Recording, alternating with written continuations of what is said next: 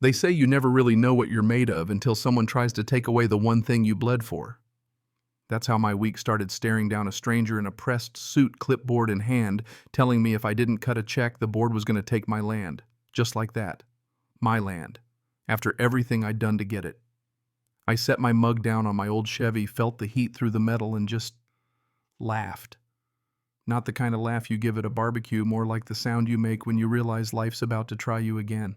"You're trespassing," I told him, low and flat, dust swirling around our boots. "Unless that paper turns into a badge, you got 3 seconds to get off my dirt."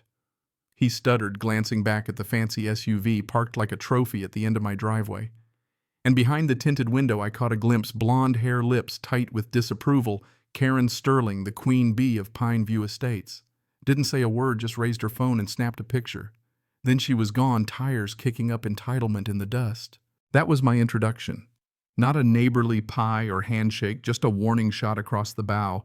Standing there watching her taillights disappear, I knew right then it wasn't about dues or money. This was war, and I'd moved here to get away from people like her. But if they wanted a fight, hell, I was tired, not dead.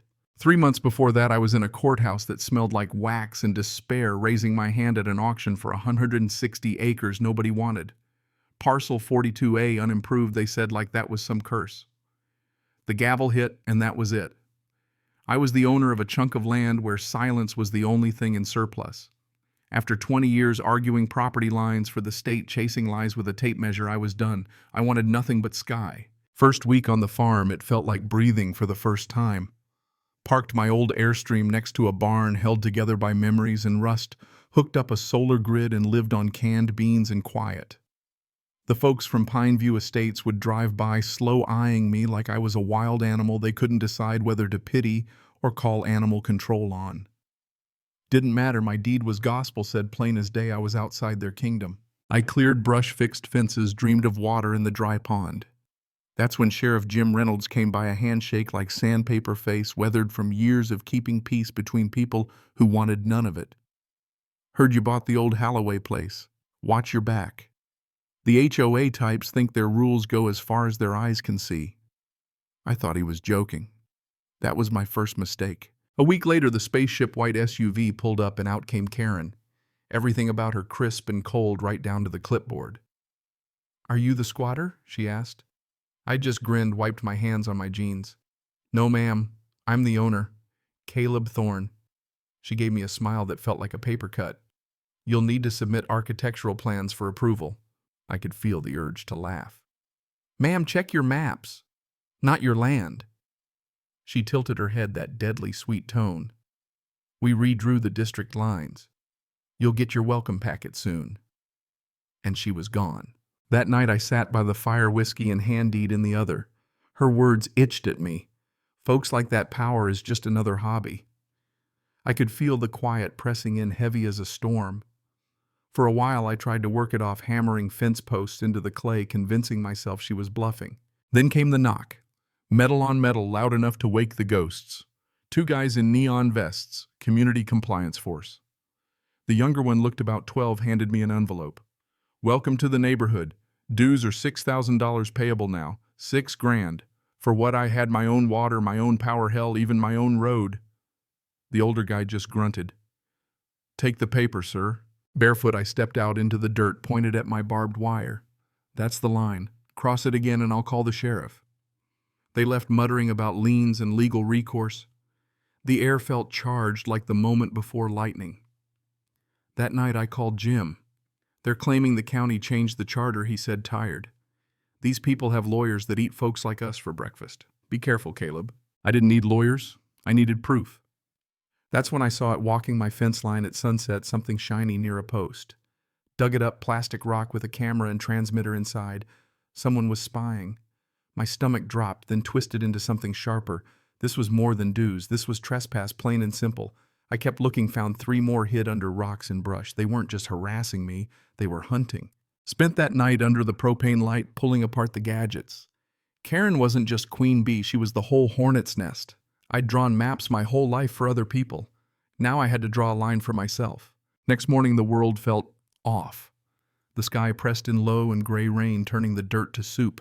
Found a notice taped to my gate, violation unsightly vehicle, unapproved landscaping. They meant my truck, my lifeline. I tore it down, paper melting in the puddle. By noon there was a drone, a silver ghost hovering just above the treetops, red light blinking. Not a neighbor's toy, this was surveillance. I laughed bitter this time. You want a show, I'll give you a show. But instead I grabbed my camera, started my own evidence log.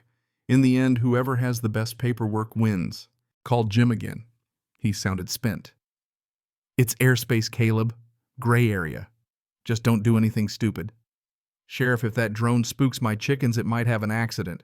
He groaned. The real turning point came 3 nights later. I was dead asleep, bone-deep tired when my phone buzzed. Trail cam alert, 2 figures at my gate, bolt cutters flashing in the night. I watched heartbeats slow and cold. Slipped on boots, grabbed my shotgun, unloaded, but they didn't know that and slipped into the dark. By the generator, I caught them. Braden, Karen's son, more nuisance than threat, and some buddy of his. Braden was reaching for the power cable. I racked the slide, CHH louder than thunder. You boys lost, I asked steady. Braden fell back white as chalk. We're just enforcing the noise ordinance, the other stammered. I leveled the barrel just so. Cutting lines is a felony. Fix my gate and tell Karen next time send grown-ups. They ran for it, tires spinning, and just like that the game changed. Time to hit back. I called Sarah Jenkins, best real estate attorney this side of the Mississippi and my ace in the hole. Told her everything. She dug in. There's a district overlay filed late Sunday night, signed by Linda Graves, Karen's cousin. Fraud. I felt a grin. Paper trails burned, Sarah. Let's light a match. For proof, I called in Elena Rossi at the State Geodetic Survey. She showed up with GPS gear worth more than my truck. We spent 2 days mapping every inch. Her data. The HOA's map was a digital forgery, 100 acres stolen with a mouse click. But folks like Karen don't let go easy. So I set a trap. Found an old capped well, fenced it off with big federal warnings, do not disturb. Then I sent an anonymous tip, illegal drainage. 4 nights later, during a thunderstorm, a big excavator rolled up Karen's white SUV behind. They tore right through my fence, digging where they shouldn't. I snapped photos. Federal violation. Karen right there calling the shots.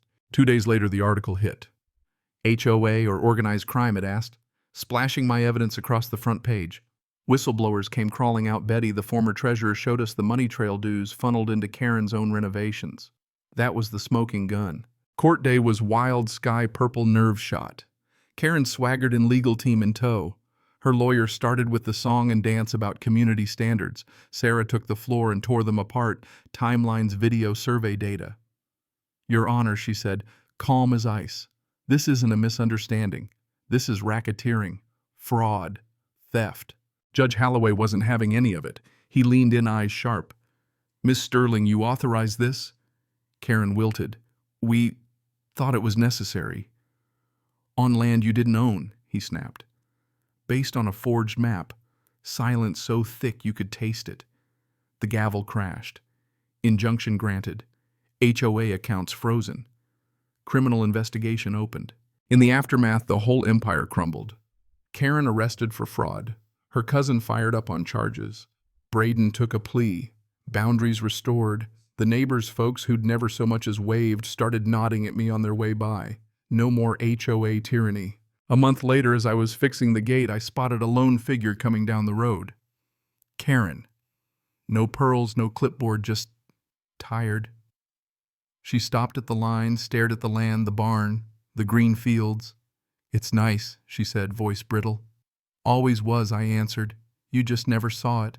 Too busy trying to own it. She nodded, eyes empty, and kept walking, fading into the distance. Sunset hit the fields, bees hummed in the new hives. It was finally blessedly quiet. I'd won the line held.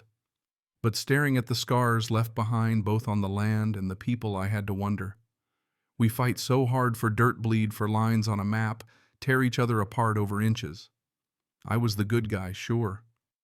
But was justice really about fixing things? Or just making sure someone else hurts more than you do? Standing in the fading light, battle won, but feeling anything but victorious, I realize sometimes all you really get is survival. So here's my question for you. When is justice enough? When does standing your ground turn into something darker? And have you ever had to fight for your own patch of peace, no matter the cost? Let me know down in the comments. Tell me what you think. Share your own stories. Because sometimes the only thing standing between you and the world is the line you're willing to draw. Cảm ơn các bạn đã xem video.